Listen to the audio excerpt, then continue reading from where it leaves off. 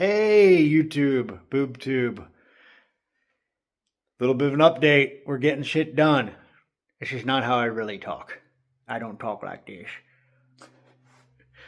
And this is looking a little wiry today, ain't it? Doing some sanding, wire wheeling, and I got shit everywhere. So I was wearing a respirator, and it kind of mats that down a little bit. But got to keep the lungs safe. As you can see, I wanted to do a little bit of a before and after with wire wheeling. I got about an hour and 15 minutes into this one frame rail.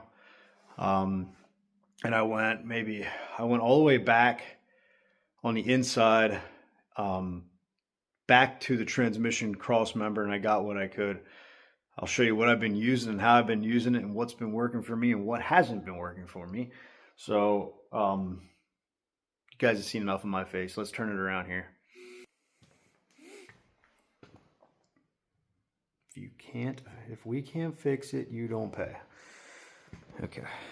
So, here is the cleaned up frame rail. I got the shock mounts removed, which I had some welded on there. Got a couple bolts out with the ground straps. I'm not removing this cross member because I don't want to deal with these stupid rivets. I mean, I've knocked plenty of them out, but I got no reason to take it out. I was able to get in there pretty dang good with the wire wheel. Got her, let me get a light.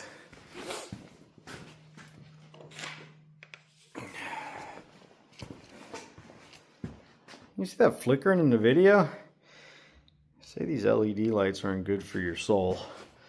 But I got her cleaned up pretty good. I kind of petered off a little back there, but knocked off all the loose paint. And I think she's looking pretty stinking good. So we'll get that side, or that other side done. And get everything wiped down.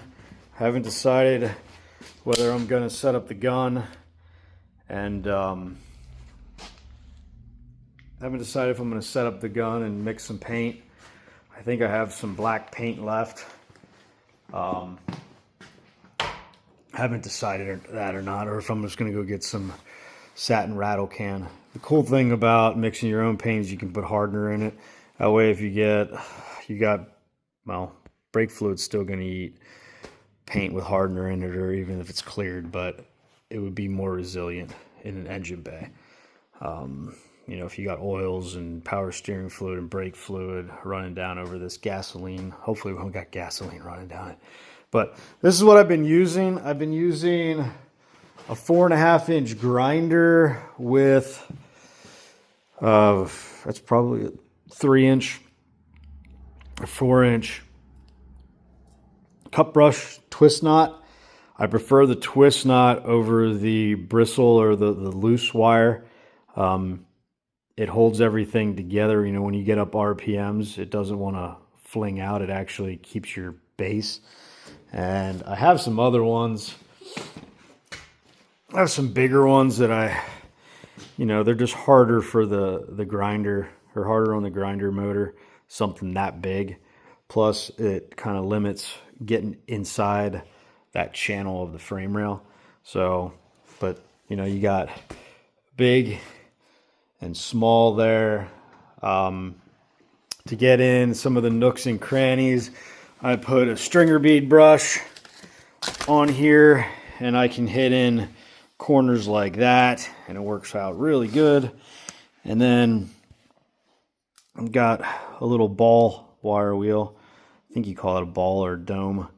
You can use it that way. You can use it that way. You just get more angle to get in some of these nooks and crannies, like up under this horn.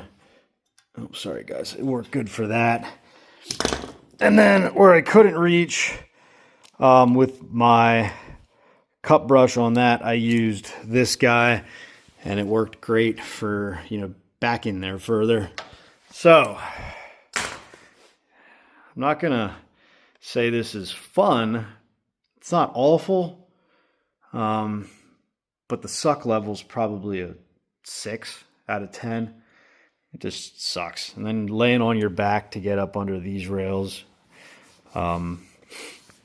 Debating whether I want to take these marks out. I'm assuming when they press these rails that these are some of the slide marks, you know, from it being pressed. Maybe there was some nicks in the die that they used.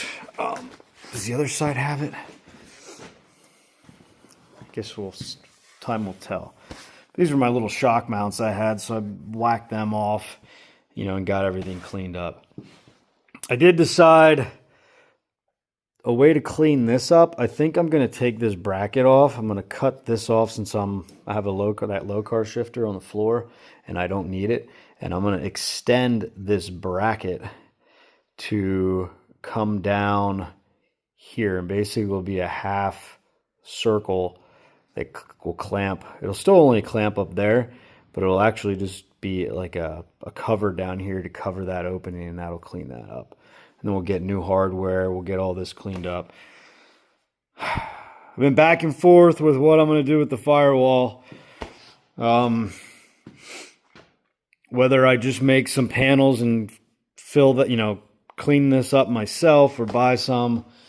The ones I want, I like the rivet look. Like I said, I'm quite capable of welding them in, but the more I look at the ones that are like rivet or have the nut certs with the hardware and then some bead roll, I really like that look too, just because I think it makes it, I don't know, it gives it a little bit of an industrial look. Plus then I don't have to weld.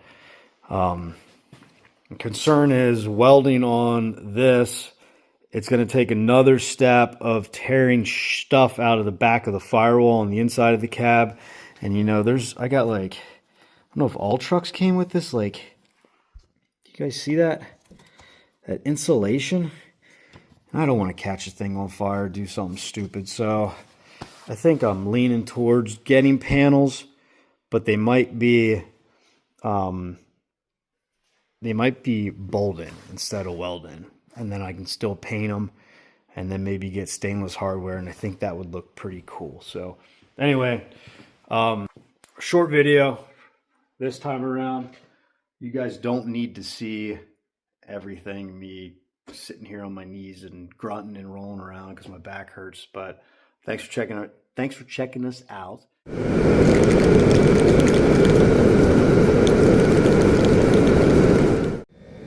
Well, it don't look like my respirator seal's quite right around at me nose. Wonder how much went up there. Eh? I don't ever slow up, no I don't take shit. I got no love for the fakeness. If you wanna play tough and wanna hate this, I'll always show up. I don't ever slow up, no I don't take shit. I got no love for the fakeness. If you wanna play tough. Had a little schmutz there from painting. Got it cleaned off with some acetone. Nothing a little acetone won't fix. But hey, I just wanted to go to show you that you don't got to buy high-end paint to paint anything. And I know there's plenty of YouTube videos on using Rust-Oleum or the farm implement paint from Tractor Supply, and it works great. I've painted not a lot of things, but everything I've painted with it, from my transport wheels to the back half of the truck, the whole back half is painted with Rust-Oleum. It shoots awesome. Not that I have a lot of experience, but it sure beats a rattle can. And the little time you got mixing it, it's the way to do it. Got a cheap Harbor Freight gun. You know, these are next to nothing at Harbor Freight. They're pretty much throwaways. I've used it for 4 jobs now, and it's still going strong. So I do suggest getting the little regulator on, or the little regulator on it, so you can adjust your pressures at the gun. I ran 30 psi. I also used Rust-Oleum. It's going to be backwards in the camera, but Rust-Oleum farm implement, heavy duty, weather resistant, rust preventative, yada yada yada, gloss black paint, and I mixed that with acetone. It's 3 parts paint, 1 part acetone, and then this stuff right here is expensive. I forget what it was, but I've had it for a year now. And I'm glad I didn't have to buy another one. I think these are like $30 a can, maybe more. I'm not sure. So I add 1 black cap of that to my mixture, and for doing the front frame rails on here, it's hard to see on here right now. Let me turn the camera around.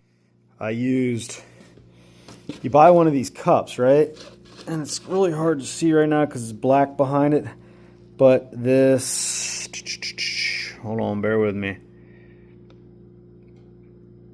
I used this 3-to-1 ratio. So I literally filled the paint up to number 3 right there where my left finger is, and then I filled the next step to 4 with the acetylene, then my cap of hardener. I mix it. You mix it, and then you let it sit 20-30 minutes. It's a nice consistency. Adjust your pressure on there. Watch a YouTube video on how to set one of these guys up, and you're off and running. Spray a tack, I primer, spray a tack coat. After the tack coat, I go back with a heavy coat, and if I have paint left, I'll go back with another coat. But honestly, the coverage you get out of that, I think is well enough with a tack coat and then 1 heavy coat. I guess if you were doing body work and clear coat, maybe you want to go more. Maybe I should have mixed more. You guys can tell me if I'm wrong. But let's turn the camera around. I'll show you what I got. I just finished. I just opened the garage doors because it was pretty hazy in here. Wore respirator, and I did primer. I just primered with Rust-Oleum Automotive Primer. Left that dry 20-30 minutes, not even 20, 15-20 minutes, and went right into spraying. So I mixed all this first, since I needed to let it sit for 20 minutes, 20-30 minutes, and then while this was sitting and resting, that's when I primered everything. And by the time I walked out of the shop for a second, came back, and this was dry, and then I could start shooting. So let's turn the camera around.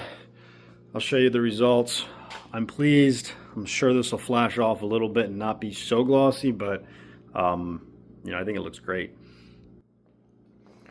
So that's what, I don't know if it helps if I put a light on it or not. I mean, it's not body work, so you can still see some grind marks and stuff like that in it. Oh, it's better without the light, or it looks better without the light. But it turned out pretty snazzy. The most difficult part with a spray gun is laying on your back and getting that underside. But that's what you're looking at. Now it being 32 degrees or 36 degrees, I shouldn't get any bugs in there. The shop right now up there, it says it's 45, but I've had these open now. I've had the doors open, so it's cooled off again. It was plenty warm in here.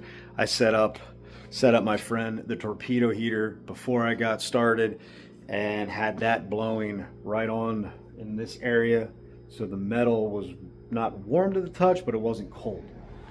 And then the paints, sorry, didn't mean to cut you off there. What I do with the paints is I'd go to the house and I get hot water out the faucet, and I soak my paints in there for 15-20 minutes, and then it brings the paints up to temperature. So I didn't use Rust-Oleum. I didn't use this. I used primer, but even the quart of tractor paint I put in there to warm it up a little bit. It just flows nicer, in my opinion. I bought that stuff in case I couldn't get on my back and shoot up with that gun. But I was able to get it. I didn't lay back and point up. I had to come from, the side and kind of shoot that way and kind of burp it that way and go down. So anyway, that's painted. Let it cure a couple days, and then the next step is to start putting the GMSS drop member, cross member, whatever you want to call it, but it's technically a drop member because it drops even lower. I'm going to put that in there, and I'm going to show you guys what holes you need to drill out. I'm going to show you, First time putting a drop member in a truck, second time putting a cross member in a truck. Not rocket science. It's pretty much plug and play, but there are a few holes that you need to drill out, it looks like, and just want to take you along with the journey, take you along for the journey. So thanks again for checking us out. Remember to like, comment, subscribe. If you guys have anything you want to interject, tell me what I'm doing wrong, you're more than welcome to, but I'm going to get these garage doors shut, get that torpedo heater running for a little bit, get everything warmed back up here, and then clean up this mess. So thanks again. See ya.